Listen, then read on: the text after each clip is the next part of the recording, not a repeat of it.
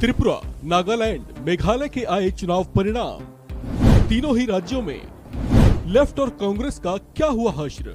त्रिपुरा, नागालैंड और मेघालय में हुए विधानसभा चुनाव के नतीजे घोषित हो चुके हैं। तीनों ही राज्यों में लेफ्ट और कांग्रेस की हालत पतली है, जबकि त्रिपुरा और नागालैंड में एनडीए ने वापसी की है, जबकि मेघालय में भी वो सरकार का गठन करने की स्थिति में है। ये चुनाव खास तौर से कांग्रेस के लिए इफेक्ट टेस्ट कहा जा रहा था। कांग्रेस की भारत जोड़ो यात्रा खत्म होने के बाद ये पहले चुनाव थे जो पूर्वोत्तर के इन तीनों राज्यों में संपन्न हुए हैं। ऐसे में सबकी नजरें इन चुनावों पर टिकी हुई थी। लोग देखना चाह रहे थे कि राहुल गांधी की अगुवाई में भारत जोड़ो यात्रा के मार्फत जो लहर पैदा करने की कोशिश की गई थी, उसका कितना असर भारत के पूर्वोत्तर में स्थित इन राज्यों तक पहुंचा है।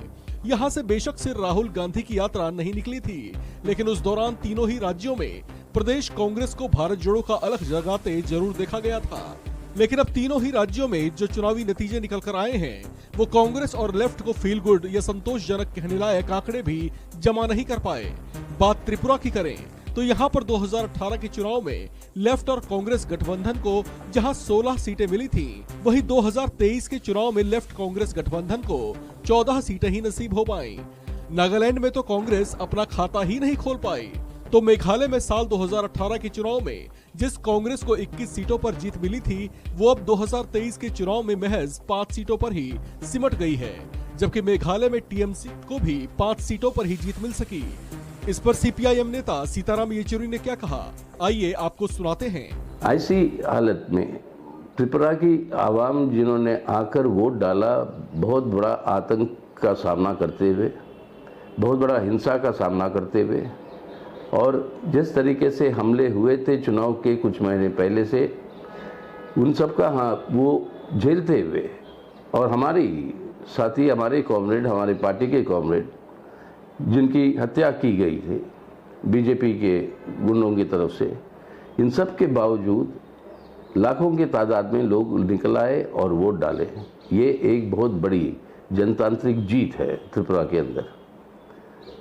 भाजपा बहुत कोशिश की कि एक डर की माहौल को इस्तेमाल करते हुए, उनकी मसल पावर को इस्तेमाल करते हुए, दादागिरी को इस्तेमाल करते हुए, और साथ ही साथ उनका धन को इस्तेमाल करते हुए, और इस धन का उपयोग किस गलत तरीके से किया गया, वो सबके सामने स्पष्ट रूप से नजर आ रहा है। इसके बावजूद ये कैंपेन जो हुआ, इसको हम समझते हैं कि वहाँ पर जो धर्मनिरपेक्ष जनतांत्रिक ताकतें हैं, वो लगातार सतर्क रहेंगे कि वहाँ पर संवैधानिक व्यवस्था, लोगों की जनवादी अधिकार और मौलिक अधिकारों की रक्षा हो आने वाले दिनों में त्रिपुरा, और जनता के साथ जुड़कर रहेगी मार्क्सवादी कम्युनिस्ट पार्टी उनकी अधिकारों के हक में, और उनकी ज़रूरतों को पूरा करने के लिए जन आंदोलनों को भी तेज करेगी।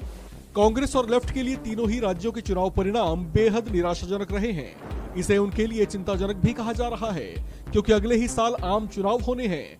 उससे पहले यहाँ पर विधानसभा चुनाव में जनता का मूड जिस तरह से कांग्रेस और लेफ्ट से उखड़ा है, इसे आम चुनाव के लिहाज से दोनों दलों के लिए शुभ संकेत नहीं कहा जा सकता।